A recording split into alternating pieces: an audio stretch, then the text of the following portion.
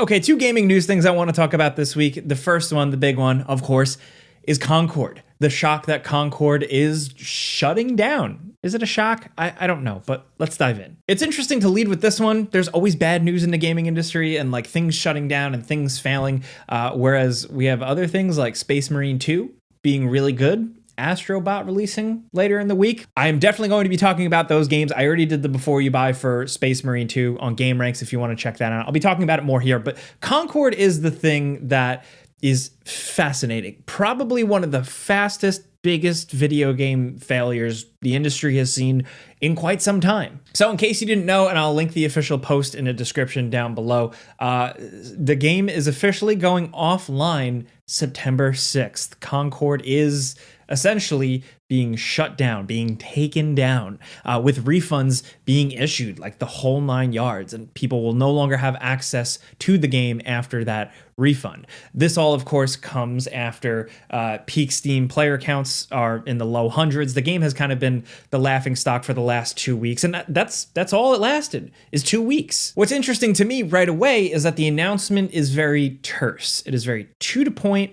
It is not super like leaving the door open for we don't know the future of Concord. They said, and I quote, "At this time, we have decided to take the game offline beginning September 6th and explore options, including those that will better reach our players." That's it. There's no indication of what's ever going to happen. Is this game going to be revived? There's all kinds of speculation with that. But again, I think this is a very interesting thing because on the one hand, Sony has been in the observation booth for a while now with its heavily touted approach to live service games. We've known in the news and headlines, Sony for the last few years has been investing heavily in these types of experiences. They want a big, endlessly playable multiplayer live service thing to hit so they can get that infinite money glitch, get that faucet of money keep flowing. Everybody wants a piece of that pie in the industry right now, and I think that's ultimately what is leading to a lot of loss of capital, money evaporating, or really time being wasted where things could be spent elsewhere, bettering the industry, making cooler games. The thing with Concord is that, I don't know, this is another one where it's like, wow, like they were sitting on this and they really thought this was going to hit because, I don't know, I think if you look at it,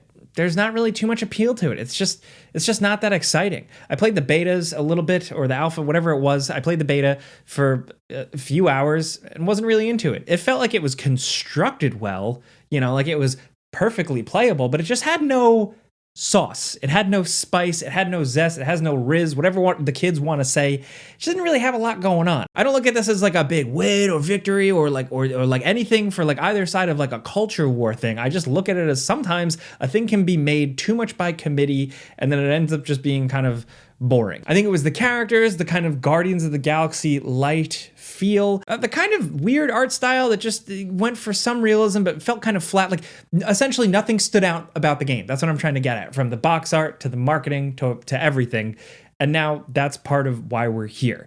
The player counts were like so low. And again, going back to like Sony's strategy, I think that's the interesting thing here, because you have them canceling projects like Last of Us Factions, which is something I actually was interested in. I would have played that. I like the original Last of Us multiplayer, right? So you have stuff like that they're canceling, but then they're putting this out. They're spending so much time and money on this thing. There had been like things circulating on social media that this game was being worked on for like 8+ years. As far as I know, that's not the case. It's still many years, like 5 or 6, but over $100 million and people's time, people working on this game for a percentage of their career or life. And ultimately, who is to blame here? Is it Sony pushing this thing out the door? Is Sony making these decisions? The $40 price point as another thing. I think people with these types of games are so often trained to buy in at either a low price or go in completely free and go from there. With Concord, they're just hoping, okay, it's a new IP, we have cool characters and story and $40 and drop it like a game. And that didn't work here. So is it Sony being slow? That's another thing. Is it Sony not being reactive? Is it seeing this thing too far along, not realizing that it's just not that interesting or it's not really compelling players? We talked about this on the Friends Per Second podcast a little bit with the fact that like Sony heard, like when the game was first announced, a lot of people were just like, hey, that doesn't look very good. So they had to have known. And I mean, the game did release with little fanfare or marketing. I don't think review copies went out. I didn't get a review copy or anything like that. It just kind of like happened. So I just wonder where Sony's head is at, or like where they're going with things like this, because then they have other things that pop up and they actually turn out to be awesome, but it's kind of like it catches them by surprise, like something like Helldivers 2.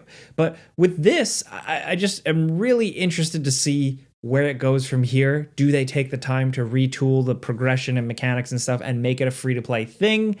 Do we never see it again? Is it not even worth any additional investment on their part? I mean, I'm not a business guy. I'm completely armchair, but at this point, I think that's what I would do, because to me, it's really about the appeal. Where Concord could mechanically be interesting, could be pretty fun to play, it's still got to have that something, in my opinion, for it to really attach to people. Overwatch, of course, is like a bad example now, but like Overwatch at its peak popped off because it was really fun to play, yes, but also the characters are iconic and memorable. The art style was interesting. This felt like a cool new thing you could be excited about. You didn't have to know Tracer's entire like life story or anything like that, but it just had recognizable elements. It had meme-worthy elements. It had things to talk about at the water cooler, either digitally or in real life. Concord to me just didn't really have any of that. I like that they had been brave enough at that point to commit to putting out story updates and cutscenes and stuff like that. But for me, it's like that stuff has to be earned. Like people have to really, like that stuff, and then you run with it. You can't come up with this whole thing and just throw it out there and hope it works sometimes, because a lot of the times it doesn't. These characters weren't time tested. These characters weren't like proven. I mean, like there was like a Star-Lord guy that's like a lizard. There's Garbage Can Man. There's like guy with a gun and glasses. There is lady with the hair part, like the side cut hair, of course. Like some ugly looking spacesuit people. Like, I don't know what was going on here, but I am not the type to like clown on or dunk on things, especially on this channel. I just try and talk about things that I find interesting or things that I like. And I do think Concord is an interesting lesson, an interesting footnote in video game history. Is this a wake-up call for companies barreling money, trying to get the live service thing, trying to get it to hit, trying to like, it's like you're throwing it on a roulette table and really hoping it lands on black? Is this a wake-up call for them? Are they going to continue throwing capital at this? Are they continuing to waste bets on new intellectual property? This is another thing I've talked about a lot, but the fact that right now, and a lot of people complain about it, like there's a lot of remakes, remasters, re-releases, and sequels because the industry is playing it safe. They don't want to bet and take as many big swings on IP because of the cost of borrowing money and just like the economic circumstances and a bunch of factors. So they're sticking with what works. They're re-releasing Dead Rising because people liked it. Like shit like that is really like par for the course right now. Sequels, re-releases, and stuff like that. IP, brand new franchise, brand new thing, only comes around once in a while now. And I think when you had something like Concord, a completely new thing, new story, new characters, but just not good enough, it makes me feel like potential was squandered. Again, there's time and money spent, like people working on it, all that, players' time. I don't know. There could have been something way cooler in place of this, and I think that's unfortunate. I don't know where I'm really going with this one. I don't have like a conclusion or like a big like thesis or mission statement with it or anything, but I just find it interesting how failures this big can happen when there are so many people working in like various departments, like trying to get something going. How did this happen? How was this missed? I don't know. Ultimately, again, I think it's a bummer. I think it's a lose-lose for everybody. Not because like it doesn't matter if you hate Concord or anything like that. Again, I think it comes down to time wasted, money wasted, where there could have been something great there. But instead, we had this whole Concord business, and now we don't even know if they're going to try and drag it out again. We'll see where it goes. I will say, though, I really wish there are physical copies out there. I wish I had my hands on a physical copy because I would love to hold on to like just that weird little bit of video game history, Still, this was big. 2 weeks and a game shuts down, especially just like a big, massive tentpole release like this. You don't see stuff like that happen often. Kudos at least to them for pivoting quickly, doing it only after 2 weeks before even more damage or even more of like a joke the game would become. But still, they could have seen this coming down. They probably saw this coming down the line. Again, talking myself in circles, I would like to move on. And I will say, like, and I'll talk about this in another video, but I do think the Warhammer 40K Space Marine 2 is a good kind of, antidote to this with how they approach multiplayer. There's PvE and PvP. It's not a massive offering. There's some maps. There's like a couple of game modes. It's not this massive thing with like all these like microtransactions and shit like that. It's just like they put it there. They put some progression and like leveling up stuff in place and hope that maybe it has some players attached to it and then they go from there. There is a bit of a roadmap, but I'm just curious. It just feels like it's primed for more. So it's kind of like two different ways of putting something out. Again, I'll talk more about that video soon, but the other thing I wanted to talk about this week was the trailer for the Minecraft movie. The Minecraft movie has been in the works for many years, and now we finally got a trailer. This is so bizarre as a thing even existing for me as somebody who played Minecraft back when it was like barely a thing. It was like a thing you had to download. It was like an executable. We've come so far from kids playing on their iPad to now a bizarre movie. I mean, like, we've got little clips and screenshots of the trailer here. It's like a teaser, really. Check it out for yourself. But this is not at all what I expected. I love being surprised. I love them doing something interesting and different and not just a one-to-one recreation of Minecraft. But this just feels weird and not good. I'm going to judge the movie when I finally see it, of course. And I love to be proven wrong. But this, to me, just kind of reminded me of like an SNL digital short, if you remember those, or like, a late night show when they would do a skit. This is just like they showed up on a green screen one day. What is going on with Jason Momoa? What is going on with Jack Black? I like that Jack Black literally looks like he just showed up. I respect that. That's awesome. But like, I don't know. Like, what is this? I just think a better use of this style of thing, believe it or not, is something like, a lot of people forget this one, but Telltale Games did Minecraft Story Mode. It was a Telltale Games style Minecraft adventure, and Patton Oswalt as the lead, but it was Minecraft. It was very Minecraft-esque, but with cool voice acting and like an adventure in this world. I would have expected to see something a little bit more like that and less of this bizarre thing. Also, just with the characters and the look of it, like the digital look of some of the characters, this to me kind of reminds me of when people would do like realistic head sculpts of like Beavis and Butthead or Homer. Do you remember that? Like when people would be like, this is what Homer would look like in real life and shit like that. That's what these characters look like. And it's hard to see. It's like there's something about that art style, that appeal, that everything about Minecraft that I just don't see here. Do you remember like, some of you guys definitely, do you remember like experiencing Minecraft back in the day and getting so hooked and just playing it all night, and how lonely and mysterious and interesting and contemplative it felt? And then seeing that game evolve and then hopping into servers with your friends and playing with your friends and dicking around and messing around and experimenting and having a good time. And then just seeing Minecraft be bought by Microsoft and evolve into this other thing and see little kids fall in love with it. It's just like a weird... There's none of that here. Like, I'm not getting any of that from this teaser or this trailer. This has been a very negative news episode. I know. But we'll see where this goes. I want it to be good. I also think like Jack Black and Jason Momoa could be a hilarious thing. But this just looks... I think it's really just like Minecraft is such a big thing that I was like, wow, this is it?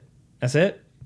All right. But we'll just have to wait and see how that ends up, really. So with that, let's wrap it up. But before I do, just a little bonus thing I wanted to throw in. I tend to do 2 news stories and then I throw in a bonus thing at the end that has nothing to do with anything. Terminator Zero on Netflix. So I've been like so hardcore doing game reviews and like binging these games, but this was so good that I took time out of that to just mainline this quick little Netflix anime series. It is 8 episodes and it's the best Terminator thing since Sarah Connor Chronicles, maybe even Salvation, because I kind of liked Salvation. This is cool. This to me feels like tonally and how it embraces things and just how bleak and grim it is. It really embraces the original Terminator, Terminator 1, in a lot of interesting ways. But it's set in Japan. So you're kind of seeing a whole different thing. It's not connected to Kyle Reese, John Connor, Sarah Connor, anything like that. Judgment Day, of course, is still the main tipping point, but you get to see it from a completely different perspective, different continent, different issues going on. And the animation style, the art style, the mood, the atmosphere just really, really worked for me, man, with this thing. Like nothing will ever really completely compare to Terminator 1 and 2. Like I'm good at this point. Like I've accepted that they will never ever reach those heights.